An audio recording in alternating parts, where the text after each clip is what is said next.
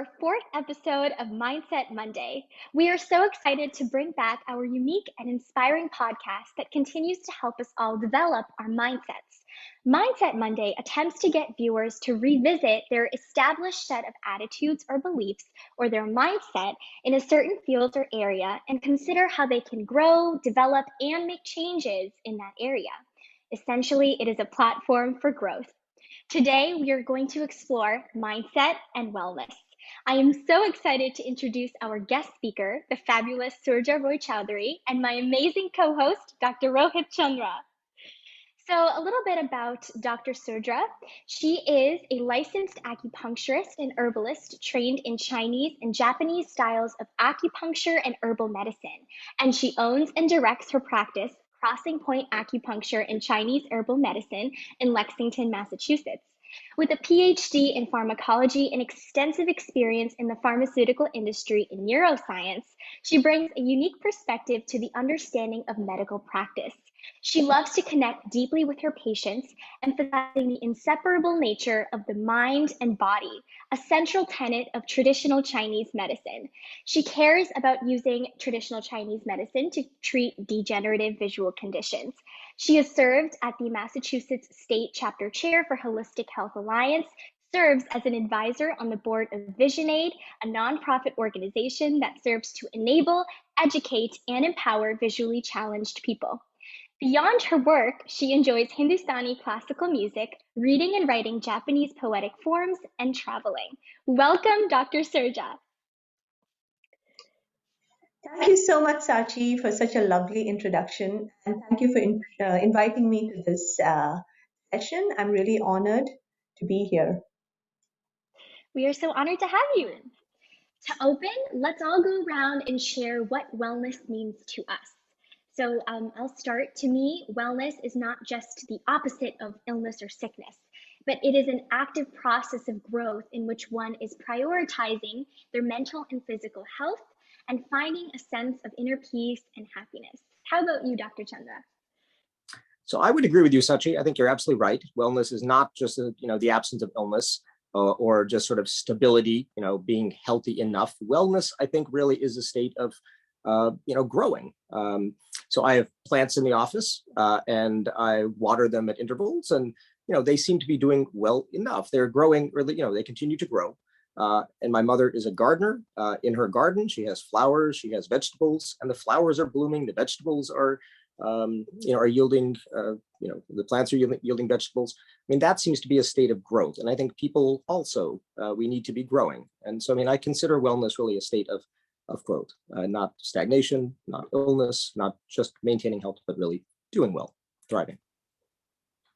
Wow, that's wonderful. So I agree with, of course, everything that the two of you have said. And, it's interesting that you asked this question about wellness, Sachi, because my practice, Crossing Point Acupuncture, my tagline is helping people to move from illness to health to wellness. So I think it's just fantastic, the whole concept. In my opinion, wellness is really about balance, being in equilibrium with our surroundings, basically, so that, everything is, even and nice. I don't think there's a necessity of all the time of experiencing highs or, being in this state of inflamed passion or, experiencing the lows, but somewhere, there a contentment in between where everything is pleasant and, you are present in the moment and enjoying what's happening. I think that's a very important piece of it for me, for, what I think of wellness as being, and of course, in addition, food and health and exercise and, friendships, all of those things contribute towards it. What amazing words of wisdom. And it's just been the first 5 minutes of this episode. So I'm very excited for what's next to come. And so, Dr. Surja, you are an acupuncturist and you practice traditional Chinese medicine, but this has been a career change for you. So could you tell us a little bit about your educational background and what area of work you started in? Sure. So I have a bachelor's in human biology and a master's in pharmacology, both from the All India Institute of Medical Sciences in Delhi. And then I came to the US to do my PhD from the University of Illinois, and I have a PhD in pharmacology. And then I went to the University of California at San Francisco to do a postdoc. And right about the time that I started doing my, got into my PhD work, and then definitely during my postdoc, I, I love the science. I love human biology. I love neuroscience. But I realized I didn't like lab work. I didn't like working with animals. I didn't like the isolation of sitting in a dark room with just me and my rat and the oscilloscope. So that was one piece of it. And the second part of it was I developed a severe allergy to lab animals. So both of those things kind of, made me question my commitment to staying in academia. And I just couldn't see myself doing like 3 or 4 postdocs, and then looking for a faculty position and just going that whole route. So I made career change number one. I got an MBA from the University of Cincinnati with a view to going towards, working in the pharmaceutical industry. And like 20 years ago, moving from academia to industry was not, you kind of looked down upon when if you're moving into industry. I think things have changed now, but definitely academic work was like the more elevated, higher thing to be doing. But anyway, I started working at Eli Lilly, and I really enjoyed it. I did a number of different roles, publications, regulatory affairs, so working across different geographies to get drugs approved in Latin America and Asia. And then we moved to GlaxoSmithKline, and at GlaxoSmithKline, I worked as a clinical research scientist. And all of this was, in the field of psychiatry, so schizophrenia, depression, sleep disorders. I loved it. I enjoyed it. I enjoyed seeing the whole gamut of things that go into developing a drug and all the regulatory hurdles that drug development has to go through before a drug finally makes it into the marketplace. So loved it. And then we moved to Boston. So when we moved to Boston, I decided to take a year off from work, just to help the family get settled in. But I realized that, my husband went to work and my son went to high school, and there really wasn't much that I was doing sitting at home, settling the family in. So I was wondering what to do with myself, but I had decided I was going to take the year off. But one of my friends, she's an acupuncturist who was a pediatrician, who is a pediatrician, and her name's Dr. Kalpana Patankar, and she suggested that I look into doing Chinese medicine as my next career. And her whole reasoning was, it's a career that you can take with you to the end of your life. You can practice as long as you're alive.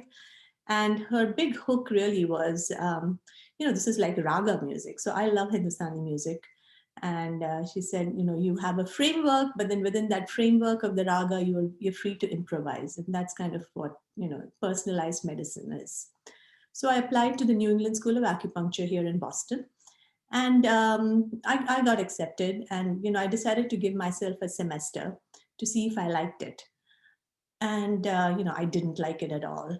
It was, the whole language was different. It was so poetic. You're talking about being in equilibrium with nature. I mean, we don't talk like that in Western medicine. That just seems too foo-foo, too poetic. Anyway, so that was going on. But another very good thing that the school used to require of all the students is you had to follow a practitioner who's in the community so that you can see how they're running their practice. And because, once you graduate with a degree in acupuncture, there are no jobs waiting for you. You basically have to create your own practice, or you have to work for somebody else for the most part. I mean, hospitals are opening up now, but those are generally the career paths that are available. So while I was assisting at these different clinics, I started seeing people coming in for acupuncture treatments, and they were getting better. And when you think about people coming into acupuncture, acupuncture is not the first thing that comes to anyone's mind. It's not the second thing. It's not the third thing. It's not the fifth thing that comes to their mind when they want to treat themselves, get themselves treated of whatever illness they have. So people we would see would be, pretty far along in their illnesses, very chronic conditions. And then I'd see them getting better. It was amazing. So by this time, I was kind of hooked into the medicine. My mind was opening up. And I became an intern, and people actually started getting better with my treatments, which was, frankly, quite shocking to me. But the medicine itself is, so powerful, Chinese medicine, that it really, it really does wonders. And along the way, I had to do a lot of mindset work on myself too, because all my life I had been a scientist. I had been thinking in terms of Western medicine. I had evidence-based medicine. And I know, as a scientist, you're supposed to keep your mind open, but I really think we have, our minds are very closed as scientists, because if you veer off the path of, what science is, what is scientifically acceptable, it's like, I don't know, Chinese medicine, that's weird. Homeopathy, that's weird. So I had to work through that for myself. And one of the things that, I used to read a lot of books, watch a lot of videos and stuff like that. And one of the things that Sadhguru talked about, and Sadhguru's a mystic, an Indian mystic. I don't know if you've heard about him, but he's he speaks a lot of sensible stuff, And one of the things he said was that knowledge is finite, but ignorance is infinite. So, there's even the entire body of human knowledge that's there, it's still finite. But what you don't know is like, oh my God. So that kind of helped me, become a little more humble, I think, in accepting that there are things that I didn't know, things that I was never exposed to, and it was okay to venture into something that was so different. So after my internship, we have to take board exams. There were 4 boards that I had to take, and then you have to go through getting a license. So the American Board of Internal Medicine is the one that awards licenses to acupuncturists. So you cannot practice acupuncture in the United States without a license. So, you can't just set up a shop and start sticking needles randomly into people or prescribing herbs. It's not allowed. So got licensed, which is also a process. And then I was like, okay, now I'm licensed. Now what? So I started my own practice. And that also was a whole learning, experience. How do you set up a practice? Like, what paperwork do you need? What license do you need? What stuff do you need in the room? How do you talk to a patient without having a supervisor behind you telling you, yeah, this is what you should be doing? It was fun. It was a lot of change. So, yeah. Does that answer your question? Yes, that was a fabulous answer. And I really love how you connected your own career change and keeping an open mind and venturing into something new as a part of your wellness, as a part of feeling like you really found that balance that you were talking about earlier. I found that really fascinating. So I know you mentioned a lot about acupuncture and traditional Chinese medicine. And I know for a lot of viewers, they may not really know what exactly that is. So most of us think of maybe acupuncture as sticking needles in someone and relieving pain. Is that a myth? So what exactly is acupuncture? Can you talk a little bit about that? Yeah, sure. So acupuncture actually is just one piece of traditional Chinese medicine. So I think like all of the old traditional medical therapies like Ayurveda, Chinese medicine, there's, the focus is on wellness. So, what you eat is important, exercise is important, your relationships are important. Herbal medicine is one part of it. And then acupuncture, you could think of it as like the surgical arm of Chinese medicine, where you're actually doing stuff. I mean, they had bone setters and things like that, which we don't need anymore in today's day and age. But so acupuncture is sort of like I said, like one of the 5 or 6 pieces that belong to Chinese medicine. So it involves the insertion of very fine needles into points in the body. And how do we select these points? So the whole principle behind Chinese medicine, again, is one of equilibrium, with your environment, with the yin and the yang in the body. And there's energy running through your body, and we call it qi. And qi should be flowing smoothly. And if it doesn't flow smoothly, then you get sick. And the flow of qi through the body, is through what we call acupuncture channels. Now, they haven't been demonstrated anatomically as we understand it now, but it's very easy to think of them as functional units of, blood vessels, nerves, muscles, and, that act synergistically. So anyway, so there are certain points on these acupuncture channels where you can access the energy easier, and that's where we put in the needles.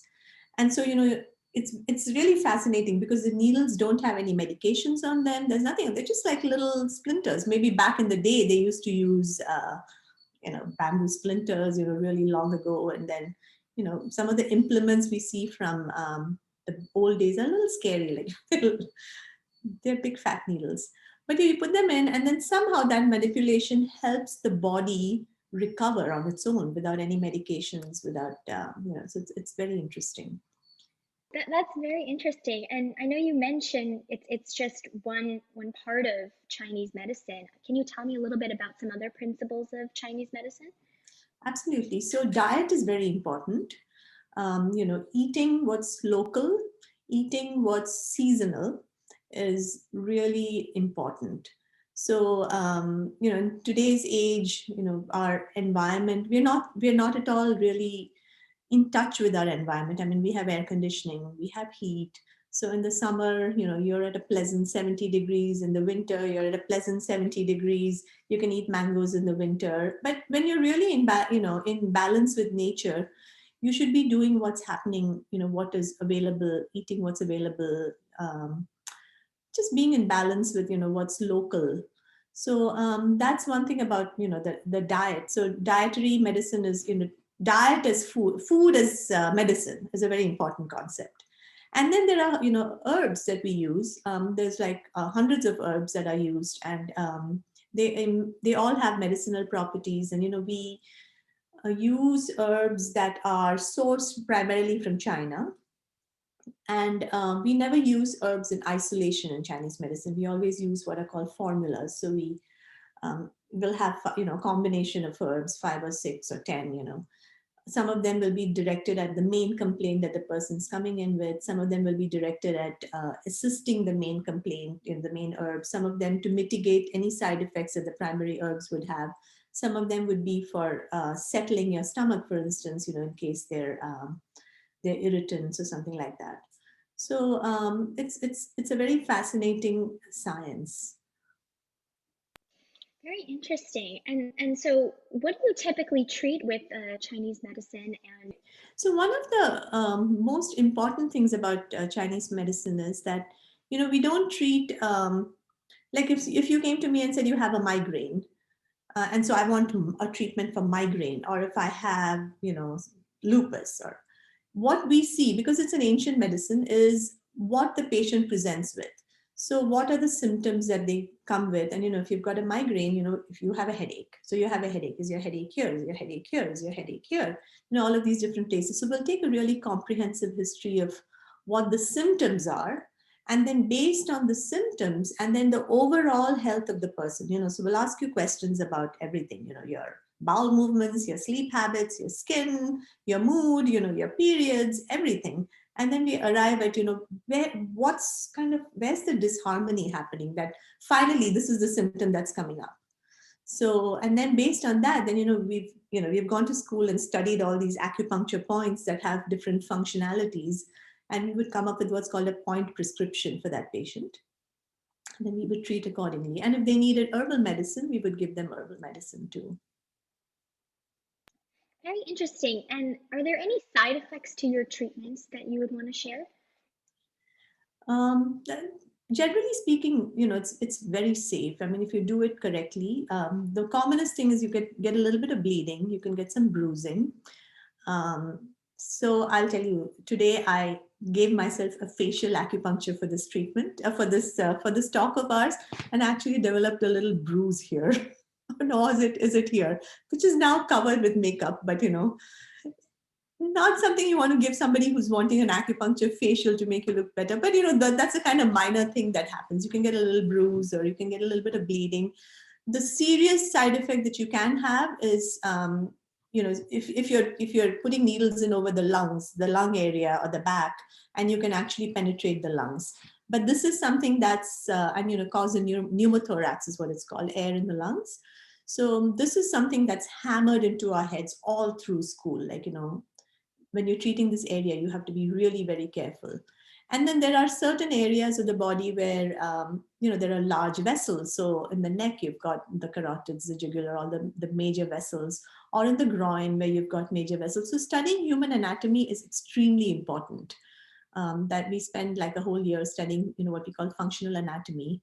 So what's where, how things move, where do you insert the needles, how do you, because, we insert needles all over the body. Like we can even insert needles in here, but you have to be really careful. You have to be aware of the anatomical structures that lie where you're putting your needles in.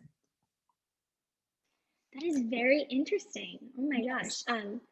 Yeah, so I kind of want to transition a little bit and hand the mic over to Dr. Rohit, who's going to bring in a little bit of a Western medicine perspective, and I think you two can have a very interesting discussion there.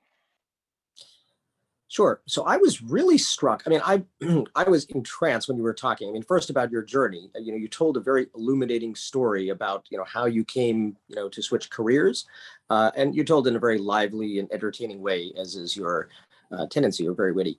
But then, when you started talking about acupuncture and traditional Chinese medicine, I did not know acupuncture was the surgical arm of TCM.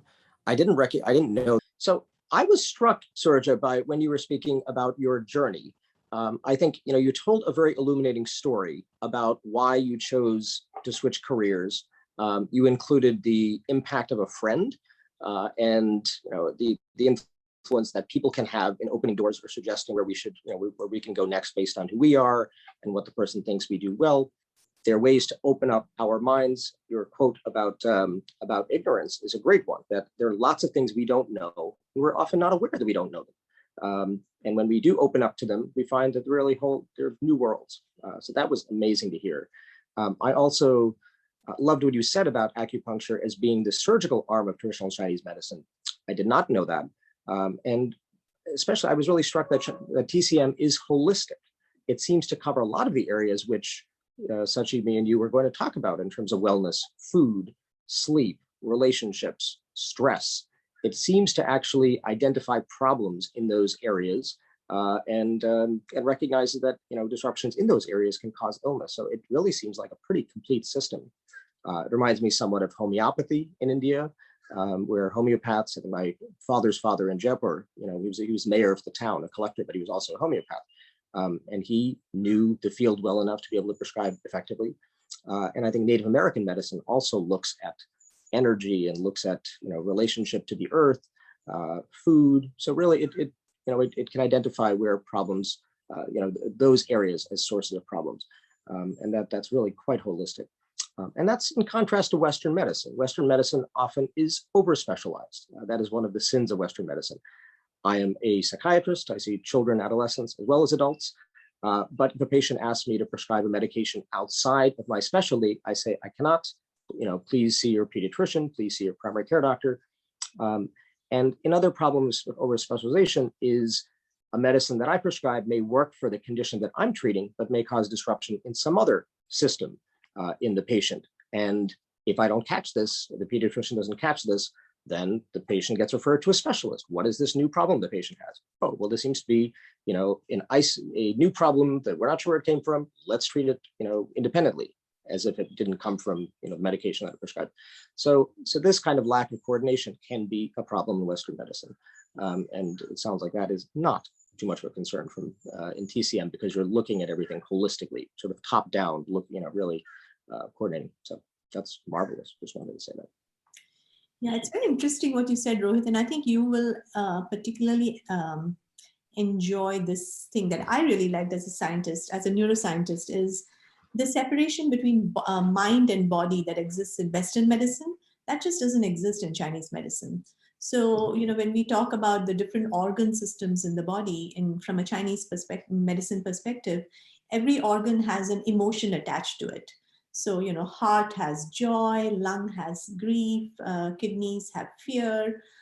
So, when you, can you think, if you think about any person who comes with any kind of psychiatric issue or any mental illness or, any emotional problem, it's never an emotion that's in isolation. There's always a physical component to it, right? Somebody can't sleep because they are anxious, or somebody's eating too, has diarrhea because they're depressed, or somebody can't sleep, or there's always a vegetative function that's associated with the emotion. And that is, it was such a nice aha moment for me. It's like, this and this are not separated, they're connected. And all of it, like putting needles into your legs for the shoulder, all of it kind of starts beginning to make sense when you realize this is a composite organism that we're talking about. That what you see is an expression of some a zillion things that have gone on in the body, and that finally shows itself in whatever it is, the headache or the menstrual pain or the knee pain or the vertigo, whatever. So it's fascinating to me. I'm reminded of a situation that maybe 10 years ago, when I was a resident at Boston Medical Center in psychiatry. The chief resident had basically told all of us, you're welcome to go home for Thanksgiving. I will stay and, basically cover the major services that we have to cover. And that was very selfless of her. The day that we were all leaving for Thanksgiving to spend time with our families, we're very grateful to her. We were taking leave of her, and all of a sudden, she felt this twinge in her chest. And I think her heart hurt. It hurt. She had chosen not to see her family, and at that point, her fiance, who's now her husband. And she was being selfless, but it hurt. It hurt that she was going to be separated from her family and her fiance, and that was striking. And I noticed that, and she said, "Oh no, it's nothing." But I think it was causing heartache. Emotionally, she was sad, and it showed up in her as chest pain. Yeah. So let's think. I mean, the elements that you talked about with wellness, I think they really are very important. Food. I think the traditional American diet, the standard American diet, is often problematic. One often has to change one's mindset there. I will say personally, I ate sugar, I think, till the age of 30. And I looked sickly. I was quite thin. Didn't have a whole lot of energy. And then I changed my diet as I started to gain weight, not ridiculously, but as I started to change my diet, and I found I had more energy. And so it made me question what we're eating and why. And I started studying nutrition. So, I mean, that's one area that is really interesting. I liked your point about eating foods that are locally sourced, local foods, and in season. And I think because they do have, the right energy, they do have, the right combinations of food that is stored. It just doesn't taste the same. It doesn't have the same nutrition often. And the processed foods that a lot of us eat, often have the nutrition basically stripped from them. And they are designed for taste, they're designed for longevity, they're designed for appearance. And they're not necessarily good for us in a lot of cases. We really have to look at what we eat. So I love the point you made about food.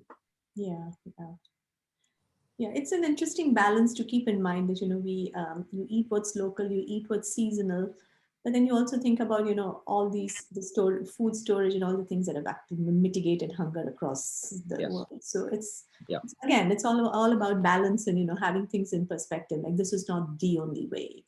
There are, multiple ways to this. But I just wanted to revert back to what Sachi had asked me, which I forgot to respond to, is what do people come to acupuncture for? What kind of diseases do we treat, or things like that. So I always like to say that our gateway drug into acupuncture is really low back pain. I mean, people come to us because they have the most number of people who come to acupuncture come from any kind of pain related issues. So back pain, shoulder pain, neck pain, knee pain, ankle pain, elbow pain, migraines, menstrual pain, any kind of pain. Acupuncture is very, very effective at helping not only resolve the pain, but also actually fix the underlying condition, whatever it may be. So, and then like I said, we treat symptomatically because this medicine is 3,000 years old. So 3,000 years ago, we didn't have imaging. Of course, all of our mythology says that people had X-ray eyes and all of that fun stuff, but primarily it was it is an observational medicine. So what you present with, so the symptoms that the patient tells you, what the practitioner sees, what they hear in the tone of the voice, what they see in the color of the skin, the complexion, all of those, how they smell, if they're not covered with perfume, that is. All of these things come together for us to be able to observe and make an whether it's vertigo or whether it's, anything, plantar fasciitis or, whatever. The only thing that I will say categorically from my perspective and is we don't treat cancer. We don't say that we can treat cancer, but the side effects of chemotherapy, something that people come to us for very often, fertility issues, things like that. So So one question it's been really fascinating to hear both of your perspectives. And one question I want to know is, do you find that TCM and acupuncture are a replacement to Western medicine? Should they be complementary? What is the relationship between the allopathic approach and a more holistic approach? And you can both speak to this. I'd love to hear that. in my opinion, there's no, I don't see these as competing forms of medicine. I think we should all work together. I mean, it would be ideal if we had a system where, Chinese medicine coexisted with Western medicine, and they have those in, those kinds of hospitals in China. One of my bucket list things to do is to go and see how they actually operate. If somebody comes to me and tells me that they're taking 10 different medicines, I'm not going to tell them that I really want you to consider stopping this medicine or that medicine or the other. No, because it's the goal of both practitioners, the Western practitioner and the Chinese medicine practitioner, is to arrive at ultimately the patient's wellness. But if somebody came to me and they have obviously had strep and they're taking an antibiotic, I'm never going to say to them, I'm going to give you herbs that cure heat and you need to stop it. That's stupid. I really think they should go hand in hand. And a lot of all the major hospitals now, the oncology divisions will have acupuncturists on hand, on staff, to treat, like I said, the side effects of chemotherapy, to help people while they're getting chemotherapy to relax and just sort of mitigate the nausea, things like the exhaustion, things like that. So yeah. Serge, I love the point you made about pain. I think there are so many people who suffer with pain. I think Western medicine has really struggled with that. To some degree, we have caused addiction because of the overuse of pills, painkillers, the opioids. In other cases, we go quickly to nerve blocks and other more kind of invasive procedures, which eventually wear off. I think in those cases, acupuncture is clearly very useful and, should basically be first line. I also think, like you said, there are several roads to health and wellness. And so Western medicine can provide some, it sounds like TCM can provide some. So, people can choose one or the other or both. I just like your point. In some cases, Western medicine does not have good answers for some things, and TCM may well. I think what I've seen is a lot of chronic conditions that don't necessarily fall under one umbrella or the other. They don't really have a name anymore. They've had GI symptoms for so long that they've gone through the whole gamut of acid reflux to SIBO to leaky gut to all kinds of things, and you really don't have a resolution. Situations like that where people are coming to us with symptoms, and we can address them without giving them any labels. And I think situations like that, it's really helpful. I think acute conditions, Western medicine, acute pain and stuff also, TCM is good, but acutely, I think Western medicine is definitely awesome. I find that the two can coexist very happily. So I want to thank you both for a really interesting discussion here. And I think you're mentioning that people who, have pain or people who are sick are, seeing an acupuncturist or seeing a psychiatrist. But what advice do you have for, even a healthy person who may say, yes, I am well? What advice do you have for them to optimize their mental and physical wellness in life? I can start. A couple of things that I really wanted to point out were relationships. Healthy relationships keep people happy. They keep people thriving. Unhappy relationships can really worsen health. People who are in domestically abusive or otherwise really unhappy relationships, their physical health often suffers. People during the pandemic, for instance, who are lonely, or even before the pandemic, who are lonely.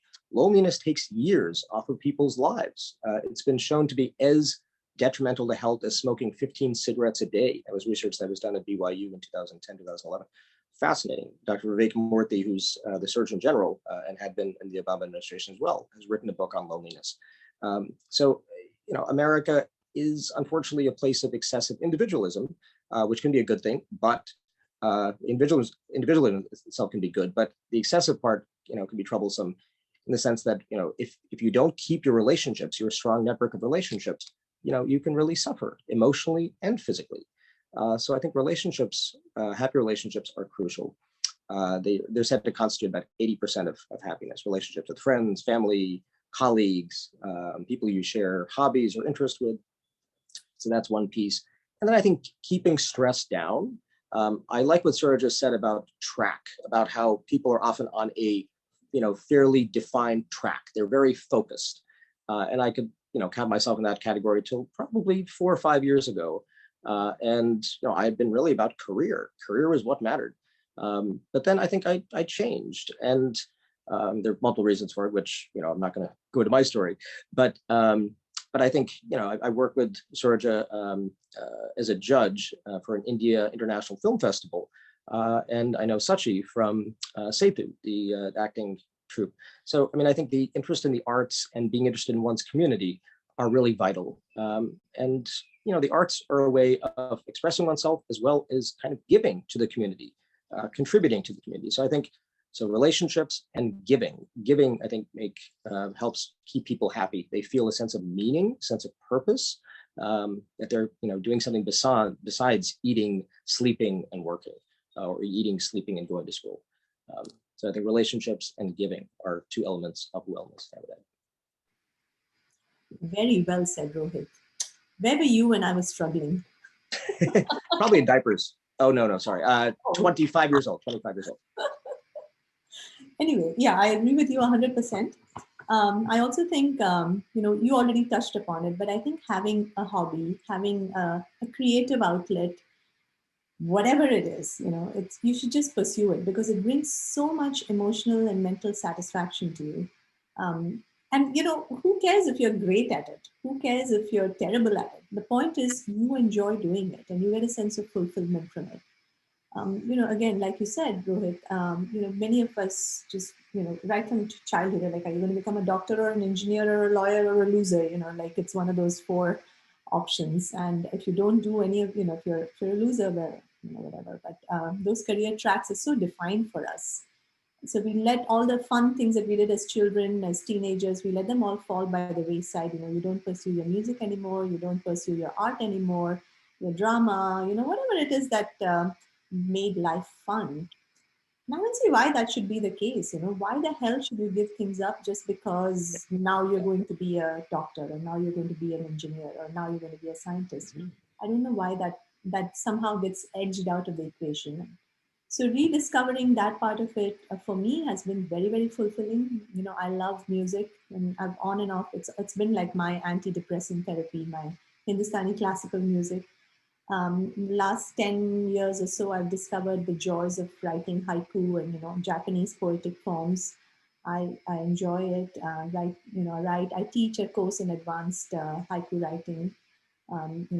Publish haiku for whatever they're worth, or other Japanese poetic forms. So it's really very fulfilling. So I think everyone should tap into that inner, whatever it is, cooking.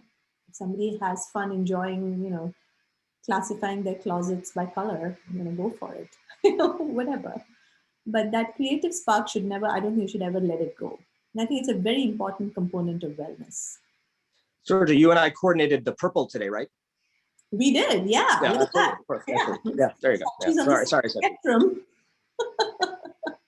I'm super close. I'm just a little bit off. I'm blue, very close to purple. Could I add one more thing? Could I add sleep? So sleep is crucial as well. You can enjoy yourself. So some people don't need very much sleep. They seem to have very fulfilling lives.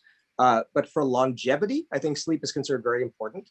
If you're trying to live to a ripe old age. So the lymphatic system is one that has recently been discovered. So we know about the lymphatic system, which carries immune cells throughout the body. But the lymphatic system in the brain has recently been identified. And it's basically the garbage collection unit of the brain, that our brain that during the day we are keeping ourselves busy. We're kind of making our rooms dirty. And then at night, we need our brains to kind of clean them up. We need the cleanup unit. And if we don't sleep, the cleanup unit does not do its job properly. And poor sleep can eventually be a risk factor for Alzheimer's. And Alzheimer's really involves having too much buildup of these plaques and tangles. So we need to make sure that we allow enough sleep to clear the brain of the junk, essentially, that builds up. You guys gave some really, really amazing advice and takeaways for the audience on what they can do, even if they feel that they're healthy. What can they integrate into their lives? How can they change their mindset on what it means to be well and what wellness means? And any other last minute things that you want to share about wellness in general? I would like to make a point. When you're young, you think like everything has to be done now. You have to get into medical school. Now you have to get married. Now you have to have a child. Now you have to become a vice president in the next 5 years. It all comes together at the same time in your head. And, so you end up getting frustrated. You end up getting stressed out. You end up trying to juggle a zillion things all at the same time. And you have a lot of energy at that time. Everything, it's kind of, sometimes I think it's unfair that nature does that to you. Like it gives everything to you right at the beginning. But then, then after a while, like 8 of those 10 things don't work out. And then you end up being, sad and bitter and upset and angry and all of those things. But when you think about it, you have so much time in your life, actually. So I think putting that kind of a time, especially when you're young, and you're putting those kinds of pressures on yourself, thinking, oh my God, if this isn't it, that's it, I'm done. My life is over. It's a wasted attitude, because there's so much potential. And then so many people, they've got that into their minds so much that when they get to their 40s or their 50s or whatever, they think, oh, I'm too old to do this. I mean, what do you mean? If you want to do something, you're never going to become young again. So you might as well do it like when you want to do it, just do it. And if you can't do it now, do it tomorrow. But, don't think that now that I'm too old to do this or that or the other. It takes a lot of pressure off of you, I think, When I met Surajit 2 years ago through the film festival, one of the first words that came to mind for her was spirited.